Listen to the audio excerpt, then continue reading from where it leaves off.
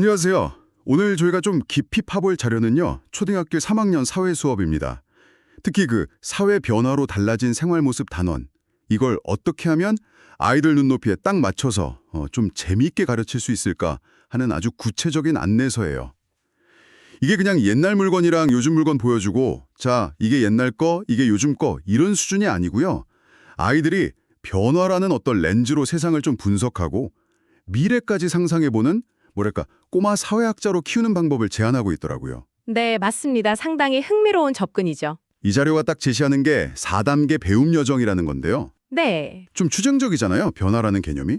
근데 이걸 아이들이 꼭 시간 탐험대처럼 과거, 현재, 미래를 막 오가면서 직접 느껴보고 또 원인 결과도 따져보고 미래를 준비하는 힘까지 기르두고 그렇게 설계가 됐어요. 그 체계적이죠. 네, 아주 잘 짜여진 틀입니다. 이 자료의 진짜 목표는 그거예요. 사회는 끊임없이 변한다. 그리고 그 변화가 우리 삶에 직접 영향을 준다는 큰 그림 있잖아요. 이걸 아이들이 그냥 듣는 게 아니라 스스로 탁 깨닫게 하는 데 있습니다. 아, 스스로 깨닫게 한다. 네, 오늘 저희가 이 4단계 여정을 쭉 한번 따라가 볼 텐데요. 이게 단순히 아이들 가르치는 방법을 넘어서요. 새로운 정보, 어려운 개념 같은 걸 배우고 싶어 하시는 여기 청취자 여러분께도 이렇게 접근하면 되는구나 하는 어떤 보편적인 학습 원리를 보여줄 수 있을 것 같아요. 오, 기대되는데요? 네, 어떻게 하면 그냥 지식만 주는 게 아니라 깊이 있는 사고를 끌어낼 수 있는지 그 비결을 같이 한번 찾아보시죠. 좋습니다. 그럼 시간 탐험대 첫 번째 여정부터 시작해 볼까요? 1단계, 개념 인식 단계입니다. 여기서는 아이들이 과거랑 현재가 다르다는 걸 발견하고 왜 다르지? 이런 호기심, 이 호기심의 불씨를 탁 지피는 게 목표라고 해요. 네, 시작이 중요하죠. 예를 들면 이런 거예요. 할머니, 할아버지 세대에 좀 빛바랜 사진들 있잖아요. 다이얼 돌리는 전화기, 흑백 텔레비전, 아니면 가 쓰고 서로 밭 가는 모습 같은 거요. 아, 저 어릴 때 외할머니 댁 가면 자개장이랑 그 다이얼 전화기 있었는데 아직도 기억나요? 근데 요즘 애들은 정말 낯설겠죠. 그렇죠. 완전 다른 세상이죠. 이런 사진들 보여주면서 그냥 툭 던지는 거죠. 지금 우리 모습이랑 가장 크게 다른 점이 뭘까? 하고요. 아니면 옛날에는 밤에 전기가 없어서 호롱불 켜고 숙제했대. 이런 짧은 이야기. 이걸 들려주면서 와, 나라면 진짜 불편했겠다. 신기하다. 이런 감정을 느끼게 하는 것도 방법이래요. 네, 바로 그 지점입니다. 교사의 역할이 여기서 정말 중요해요. 정답을 알려주는 사람이 아니라 아이들 마음속에 물음표를 딱 심어주는, 뭐랄까, 정원사 같은 역할? 아, 물음표를 심어주는 정원사. 비유 좋네요. 아이들이 스스로 와, 진짜 다르네. 왜 이렇게 바뀌었지? 하고 진심으로 궁금해하게 만드는 게 핵심입니다. 혹시 아이가 막 똑부러지게 기술이 발전해서요 이렇게 대답하더라도 바로 딩동댕 하고 끝내는 게 아니고요. 아, 네네. 오, 그렇게 생각했구나. 어떤 점에서 기술 발전이라고 느꼈니? 이렇게 한 번 더 물어가 주면서 더 깊이 파고들게 유도하는 거죠. 그래야 다음 단계로 나아갈 그 탐구 에너지가 생기거든요. 그렇군요. 에너지를 만들어주는 거군요. 네. 2단계에서 우리가 기대하는 배움의 증거는 정답을 맞히는 게 아니라 아이들이 과거와 현재 생활 모습이 다르다는 걸 인식하고 왜 달라졌는지 궁금해하는 그 모습 자체인 겁니다. 네, 호기심이라는 씨앗을 잘 심었으면 이제 물을 줄 차례군요. 2단계 개념 연결로 넘어가 보겠습니다. 1단계에서 생긴 그 왜라는 질문 있잖아요. 여기에 대한 답을 찾아가는 과정이죠.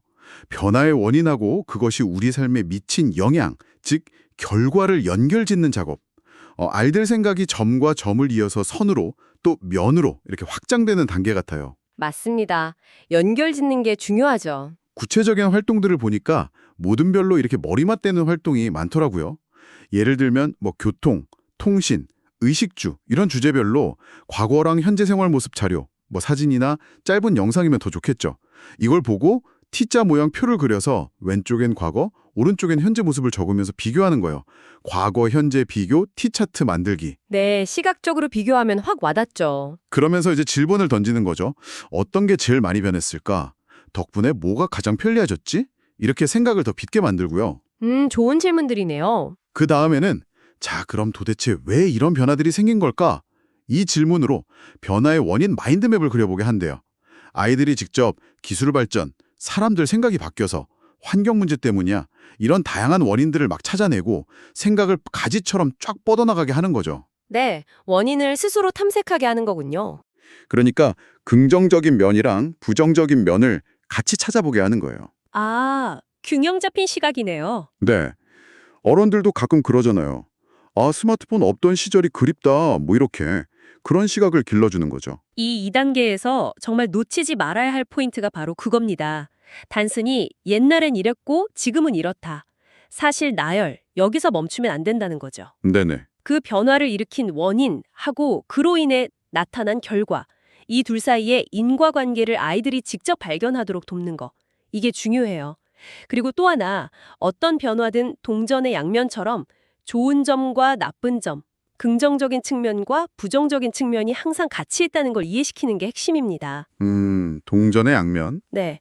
예를 들어서 스마트폰 때문에 멀리 있는 가족이랑 영상통화는 쉬워졌지만 긍정, 바로 옆에 있는 사람이랑은 대화가 줄었을 수도 있다. 부정, 이런 식으로요.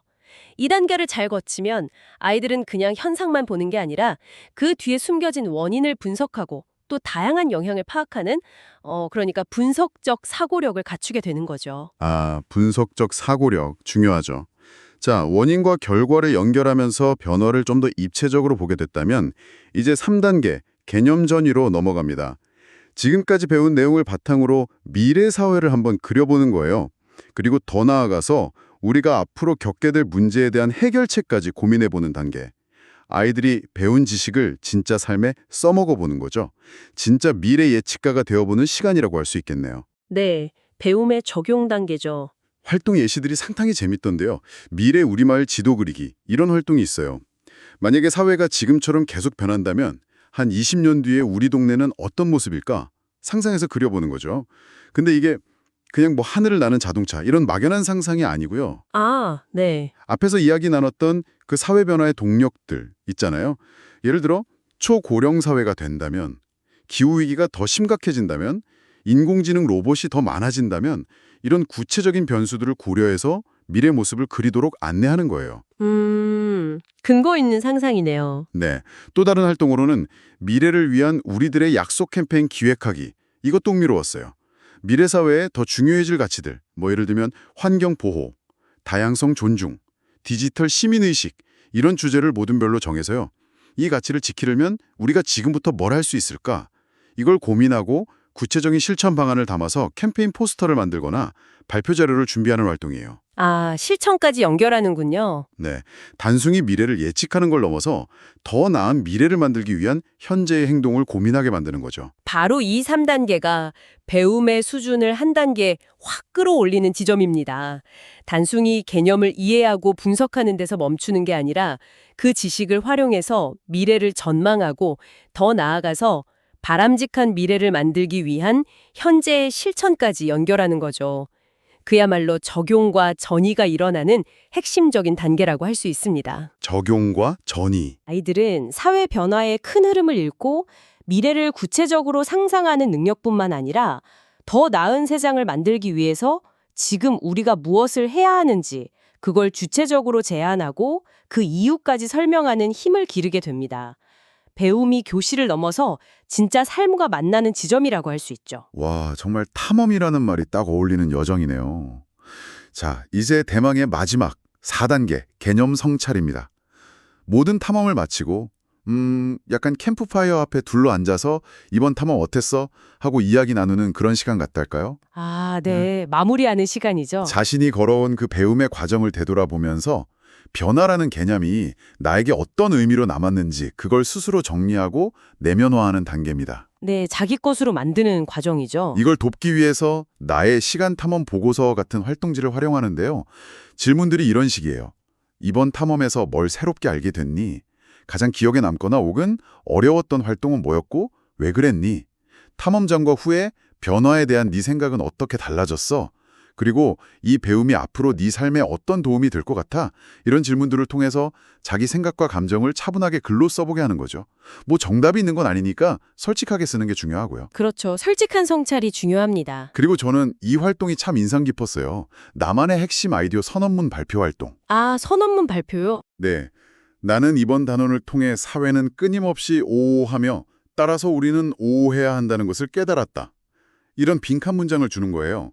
그럼 아이들이 자신만의 언어로 그 빈칸에 채워서 발표하는 거죠. 예를 들면 나는 사회는 끊임없이 변화하므로 우리는 변화를 두려워하기보다 새로운 기회로 삼고 즐겁게 배우며 적응해야 한다는 것을 깨달았다. 이런 식으로 자기만의 메시지를 만드는 거예요. 아, 아주 의미 있는 활동인데요. 이 성찰 단계가 어쩌면 이 전체 과정에서 가장 중요하다고 할 수도 있습니다. 아, 그래요? 네, 배운 지식 조각들을 그냥 흩어져 있게 두는 게 아니라 그걸 모아서 자기 경험이랑 연결하고 의미를 부여하면서 온전한 자기 것으로 만드는 과정이기 때문이죠. 단순히 배웠다 여기서 끝나는 게 아니라 그래서 이 배움이 나에게 어떤 의미고 앞으로 이걸 가지고 어떻게 살아갈 것인가까지 나아가게 하는 겁니다. 깊이가 있네요. 네, 이 과정을 통해서 학생들은 자기가 뭘 어떻게 배웠는지 설명할 수 있게 되고요. 이게 메타인지죠. 그리고 사회 변화가 나와 동떨어진 남의 얘기가 아니라 내 삶과 직결된다는 걸 깨달으면서 어떤 책임감 있는 태도도 갖게 됩니다. 그리고 마지막으로 그 단원의 핵심 아이디어를 자기만의 언어로 재창조하면서 다음 배움으로 나아갈 튼튼한 발판을 마련하게 되는 거죠. 와, 듣고 보니 정말 알찬 4단계네요. 근데 교수님 한편으로는 이런 생각도 좀 들어요. 이 방법이 되게 이상적이긴 한데 실제 학교 현장에서 선생님들이 이걸 그대로 다 하시려면 현실적인 어려움이 많지 않을까 하는 걱정이요. 수업 준비할 것도 엄청 많을 것 같고 또 아이들 통제도 쉽지 않을 테고요. 아, 네. 아주 중요한 지적이십니다.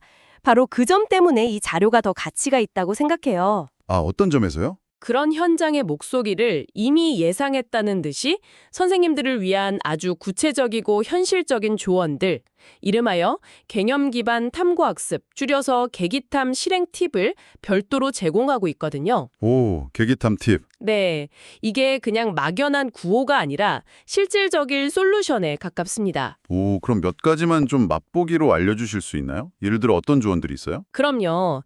첫째는 처음부터 이 4단계를 완벽하게 다 구현하려고 너무 애쓰지 말라는 거예요. 각 단계가 추구하는 그 배움의 방향성, 그러니까 흐름을 타는 데 집중하라는 조언이 있습니다. 완벽주의를 조금 내려놓으라는 거죠. 아, 흐름을 타라. 둘째, 교사의 가장 강력한 무기는 정답 제시가 아니라 질문이라는 점을 강조합니다. 아이들이 스스로 답을 찾아가는 그 과정을 믿고 때로는 좀 답답하더라도 기다려주는 것이 중요하다고 말하고요. 기다려주는 것. 네. 셋째, 교사는 탐험의 안내자이지 모든 걸 결정하는 대장이 아니라는 점. 아이들에게 생각하고 선택할 기회를 충분히 주라는 이야기도 하고요. 마지막으로 혼자 모든 걸 다 짊어지려고 하지 말고 동료 선생님들하고 자료도 나누고 수업에 대한 고민도 나누면서 함께 성장하라는 아주 현실적인 조언도 담겨 있습니다. 아, 정말 선생님들의 부담을 덜어주면서도 핵심은 놓치지 않도록 돕는 그런 팁들이네요. 근데 혹시 더 구체적인 어려움에 대한 답도 있을까요? 예를 들면 수업 자료는 어디서 다 구해요? 모두 활동시켰더니 완전 시장판 되는데 이거 어떡하죠? 이렇게 활동 중심으로 하면 진도는 언제 다 나가요? 이런 거예요. 사실 선생님들은 이런 게 제일 궁금하실 것 같거든요. 네, 아주 날카로운 질문이십니다. 당연히 그런 현실적인 고민들에 대한 해결책도 구체적으로 제시하고 있습니다. 오, 먼저 자료 수집의 경우 키워드는 협력과 선별입니다. 혼자 다 찾으려고 하지 말고요. 학부모님께 가정통신문 같은 걸로 협조를 구하거나 아이들한테 직접 집에 혹시 아주 오래된 물건이나 사진 없어? 하고 미션을 주는 거죠. 그럼 아이들이 자기가 직접 찾아온 자료에 더 애착을 갖는 효과도 있고요. 아, 그것도 방법이겠네요. 물론 국립중앙박물관, 이뮤지엄이나 유튜브 같은 온라인 자료, 지역박물관 자원도 활용할 수 있죠. 근데 중요한 건 자료의 양이 아니라는 거예요. 질이라는 거죠. 각 단계별 탐구 질문의 답을 찾는데 가장 효과적인 핵심 자료, 한두 개만 딱 선별해서 제시하는 것이 오히려 아이들의 집중도를 높인다고 조언합니다. 양보다 질, 그리고 선별. 그럼 모둠 활동 관리는요? 이건 정말 쉽지 않은데 이건 어떻게 하라고 하나요? 저 어릴 때도 모둠 활동하면 꼭 한두 명은 딴짓하거나 이렇게 묻어가려는 친구들 있었거든요. 웃음. 아, 네. 누구나 그런 경험 있죠. 그래서 역할 분담하고 교사의 개입 방식이 중요하다고 말합니다. 모두만의 사회자, 기록자, 발표자, 시간 관리자 이런 명확한 역할을 부여하고요. 활동마다 역할을 바꿔가면서 모두가 참여할 기회를 주는 거죠. 특히 그 기록자 역할은 내용을 계속 따라가야 하니까 참여가 좀 저조한 학생에게 맡기면 효과적일 수 있다고 하고요. 아, 네네. 그리고 교사는 그냥 가만히 지켜만 보는 게 아니라 교실을 계속 돌아다니면서 미니 코칭을 하는 겁니다. 어려움을 겪는 모둠에 다가가서 지금 어떤 점이 가장 어렵니? 혹시 5호 관점에서 생각해 볼 수도 있지 않을까? 이렇게 답을 직접 주는 게 아니라 생각의 실마리가 될 만한 짧은 질문이나 힌트를 던져주는 거죠. 아, 미니 코칭. 네, 활동 시간도 5분, 10분 단위로 짧게 끊어서 제시하고 타이머 같은 걸로 시각화하면 아이들이 시간 안에 집중해서 과제를 수행하는 데 도움이 된다고 하고요. 그렇군요. 마지막으로 진도 부담 문제인데요. 아무래도 탐구 활동에 시간을 많이 쓰다 보면 교과서 페이지 넘기기가 좀 파듯할 수 있잖아요. 이건 어떻게 해결하라고 조언하나요? 이 부분은 핵심 집중과 교과 통합이라는 두 가지 전략을 제시합니다. 핵심 집중, 교과 통합. 네. 먼저 이 단원을 통해서 아이들이 꼭 얻어가야 할 가장 중요한 핵심 아이디어, 아까 말한 사회는 변하고 그 변화는 삶에 영향을 미친다 같은 거예요. 이걸 명확히 하고 모든 활동을 이 핵심 아이디어와 연결시키는 겁니다. 교과서의 모든 내용을 자잘한 것까지 다 가르쳐야 한다는 부담에서 좀 벗어나서 핵심과 관련 없는 지엽적인 내용은 과감히 생략하거나 다른 방식으로 다룰 수 있다는 거죠. 아, 과감한 선택이 필요하군요. 그렇죠. 또한 사회 시간에 배운 내용을 미술 시간에 미래마을 그리기로 표현한다거나 국어 시간에 옛날과 오늘날의 생활 모습에 대한 글쓰기를 하는 식으로 다른 교과와 통합해서 운영하면 학습 효과도 높이고 시간도 효율적으로 사용할 수 있다고 제안합니다. 아, 교과 통합 좋은데요? 네, 결국 모든 활동을 다 하는 게 중요한 게 아니라 단원의 성취 기준 달성에 가장 효과적인 활동을 선별해서 집중하는 지혜가 필요하다는 이야기입니다. 네. 종합해보면 이 팁들은 교사가 완벽한 지식 전달자여야 한다는 부담감을 좀 내려놓고 아이들이 스스로 탐구하고 배우는 그 여정을 잘 설계하고 안내하는 학습 촉진자가 되어야 한다는 점을 일깨워줍니다. 이건 비단 초등학교 사회 수업뿐만 아니라 어떤 과목이든 어떤 연령대의 학습자든 깊이 있는 배움을 이끌어내고자 할 때 적용해 볼 수 있는 아주 유용한 원칙들이라고 생각합니다. 네. 오늘 초등학교 3학년 아이들에게 사회 변화라는 개념, 어찌 보면 참 어렵고 추상적일 수 있는데 이걸 어떻게 의미 있게 전달할 수 있을지에 대한 4단계 배움 여정과 또 현실적인 실행 팁까지 아주 깊이 있게 들여다봤습니다. 단순히 지식을 막 암기하는 걸 넘어서 아이들이 세상을 보는 눈을 키우고 미래를 준비하는 힘을 길러주는 참으로 인상적인 접근법이었어요. 그렇습니다. 사회는 끊임없이 변화하며 우리 삶에 영향을 미친다는 그 핵심 아이디어를 중심으로 왜 다를까? 개념 인식? 여기서 출발해서 원인과 결과는 뭘까? 개념 연결? 이걸 따져보고 미래엔 어떻게 될까? 그럼 우린 뭘 해야 할까? 개념 전이? 이걸 고민한 뒤에 이 배움이 나에게 어떤 의미일까? 개념 성찰로 마무리하는 이 체계적인 과정. 이건 비단 아이들뿐만 아니라 우리 어른들 모두에게 필요한 사고의 틀을 제공한다고 생각해요. 아, 어른들에게도요? 네. 복잡한 문제에 직면했을 때 이런 단계적인 접근을 한번 활용해 보시면 문제의 본질을 파악하고 또 해결책을 찾는 데 분명 도움이 될 겁니다. 사회적, 기술적 변화의 물결을 과연 어떻게 받아들이고 있을까요? 혹시 그 변화의 속도에 막 허덕이면서 불안해하거나 아니면 너무 익숙해져 버려서 무감각하게 그냥 흘려보내고 있진 않은지.